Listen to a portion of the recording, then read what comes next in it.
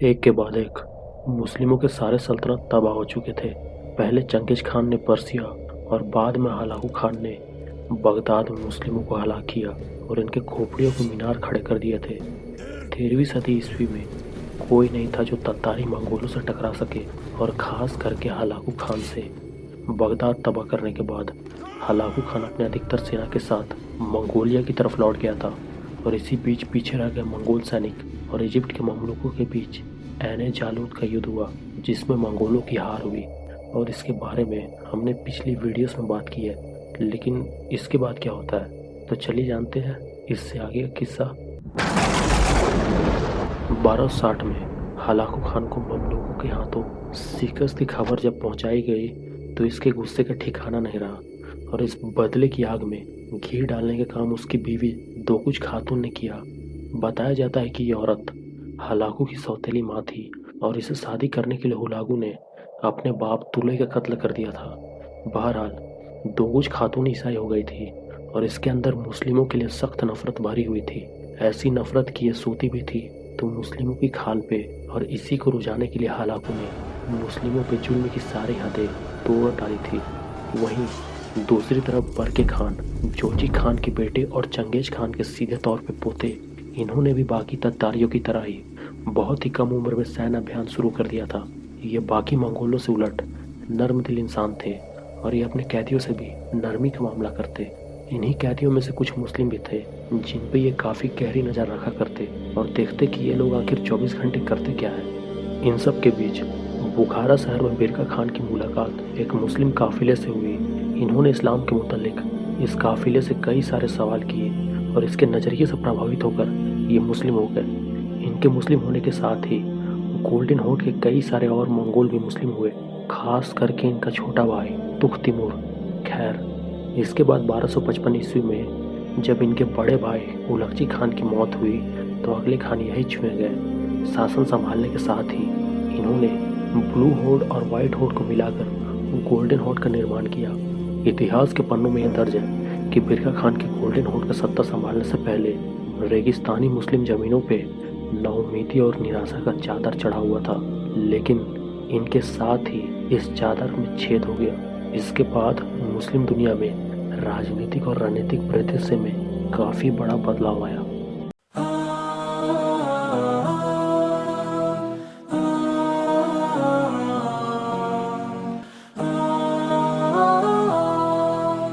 बहरहाल बदला लेने की इरादे से हुलागू खान ऐने जालूत के 2 साल बाद पूरी तैयारी के साथ अपने कब्जे वाली जमीन पर्सिया पहुंचा।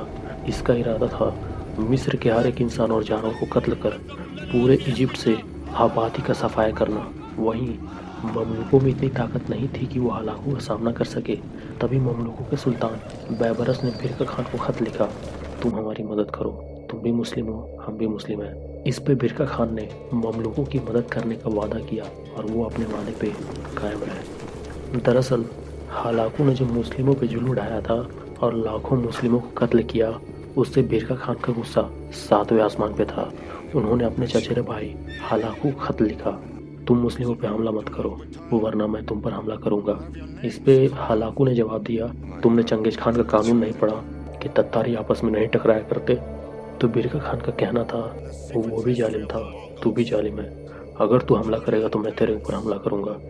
साथ ही इन्होंने ग्रेट खान को भी खत लिखा, हलाकू ने मुस्लिमों के सारे शहर तबाह कर दिए हैं और खलीफा को भी कत्ल कर दिया। मैं अल्लाह की मदद से उसे इतने सारे मासूमों के खून का हिसाब देने को मजबूर कर दूंगा। और बिरका खान ने यही किया। इन्होंने हलाकू खान की सेना पर छापामार युद्ध शुरू कर दिया, जिसने हुलागू को नॉर्थ की तरफ आकर्षित किया, कॉकसस पहाड़ी की ओर।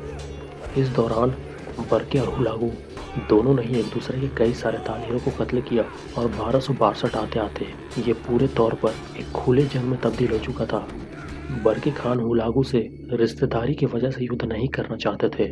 उनका कहना था कि अगर तत्तारियों की तलवार से नहीं मारे जाते तो हम पूरी दुनिया जीत लेते, लेकिन उनके पास इसके अलावा कोई दूसरा चारा नहीं था और इतिहास में पहली बार खुले तौर पर मंगोल आपस में टकराए, जिससे इकट्ठा मंगोल साम्राज्य का भी अंत हो गया। खैर, बिरका और हलाकू खान के बीच का युद्ध कई दिनों तक चला और इस युद्ध में बेरका खान के भतीजे नोगोई खान का एक बड़ा योगदान रहा, जो खुद वे मुस्लिम हो चुके थे। उनके ही क़यादत में गोल्डन हॉर्न ने इल खानाते साम्राज्य की ईंट से ईंट बजाकर रख दी और 1263 में हुलागू खान को हार का सामना करना पड़ा। उसके कई सारे सैनिक काट दिए गए और मजबूरन इन्हें पीछे हटना पड़ा। जहाँ तारिक नदी के किनारे इन लड़ाकों में से कई डूब कर भी मर गए, वहीं हुलागू खान अजरबैजान भाग गया और इसकी बीवी माँ डोकुच खातून को बंदी बना लिया गया। इतनी बुरी तरह से हार और अपनी बीवी से अलग हो जाने के गम में हलाकू ज़्यादा लंबे समय तक जी नहीं पाया और कुछ ही अर्से बाद 1265 में 42 साल की उम्र में लकवे की बीमारी से जरीना नदी के घाट पे हलाकू खान हलाक हो गया। इसे उर्मिया झील के किनारे दफन किया गया और साथ ही इसके मौत पे मानव बलिदान भी दिया गया। मतलब मरने के बाद भी इसके पीछे लोग मारे गए। आज हलाकू की कब्र कहाँ पे मौजूद है किसी को भी नहीं पता और इसकी ईसाई बीवी डोकुच खातून जो बंदी बना ली गई थी, अपने पति के मौत के 4 महीने बाद ही ये भी हलाक हो गई। लोगों का मानना है कि इस जालिम औरत को समसलती ने जहर देकर मारा था और इंसानी खाल पे सोने वाली इस औरत की मौत तड़प तड़प कर हुई थी। वहीं गोल्डन हॉर्न के सुल्तान बेरका खान 9 साल तक हुकूमत करने के बाद 1267 में इंतकाल फरमा गए। इनके इंतकाल के बाद तिमूर गोल्डन हॉर्न के नए खान बने और इन्होंने बरका खान की नीति को ही आगे बढ़ाया, ममलूकों के साथ मिलकर इल खानाते का विरोध करना। लेकिन एक एक कर कुछ ही अरसे बाद पूरे मंगोल साम्राज्य ने इस्लाम कबूल कर लिया।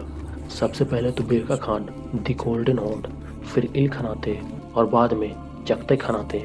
सिर्फ मंगोली चीनी युआन राजवंश ही ने इस्लाम कबूल नहीं किया। और ये सब कैसे हुआ, शायद हम इसके बारे में किसी दूसरे वीडियो में बात करें।